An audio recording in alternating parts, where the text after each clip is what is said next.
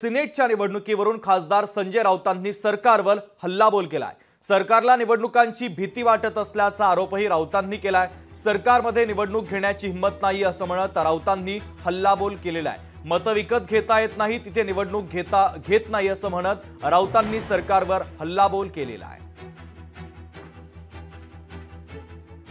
आमच्या मुंबई विद्यापीठाच्या सिनेटच्या निवडणुका घेण्याची हिंमत त्यांच्यामध्ये नाही, दोनदा रद्द केली। मुंबई महानगरपालिकेची निवडणूक घेण्याची हिंमत नाही, मुंबई विद्यापीठाची निवडणूक घ्यायची हिंमत नाही। तुम्ही कोणत्या निवडणुका घेणार आहात ना?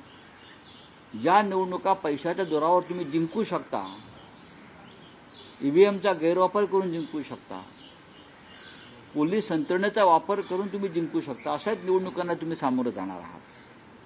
पण जिथे लोकांची मते विकत घेता येत नाहीत, जिथे ईव्हीएम नाही, तिथे निवडणूक घेण्याची तुमची हिंमत नाही। सिनेट काय तुझ्या मालकाच्या मुलाची प्रायव्हेट प्रॉपर्टी नाही। सिनेटमध्ये जे काही मतांच्या याद्यामध्ये हेराफेरी केली असे आम्ही ऐकतोय, त्याच्यामध्ये सिनेटमध्ये वर्षानुवर्ष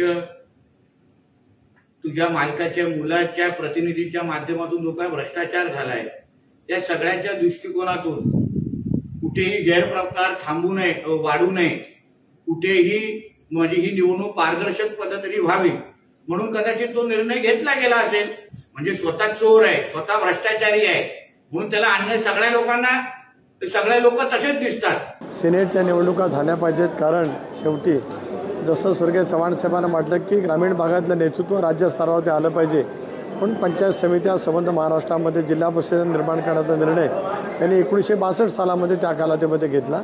आणि आपण उदाहरण घेऊ शकतो, विलासराव देशमुख, आर पाटील, स्वतः मी किंवा अनेक जण की आम्ही स्थानिक स्वराज्य संस्थातून आलो, त्यामुळे सिनेटच्या निवडणुका विहित कालावधीमध्ये घेतल्या गेल्या पाहिजेत असा आग्रह राष्ट्रवादी काँग्रेस पक्षाचा आहे। काय कारणामुळे या निवडणुकांच्यावरती स्थगिती आली याची माहिती मी चंद्रकांत दादा पाटील या विभागाचे मंत्री आहेत त्यांच्याकडून घेईन आणि मग मला या विषयावरती मत मांडता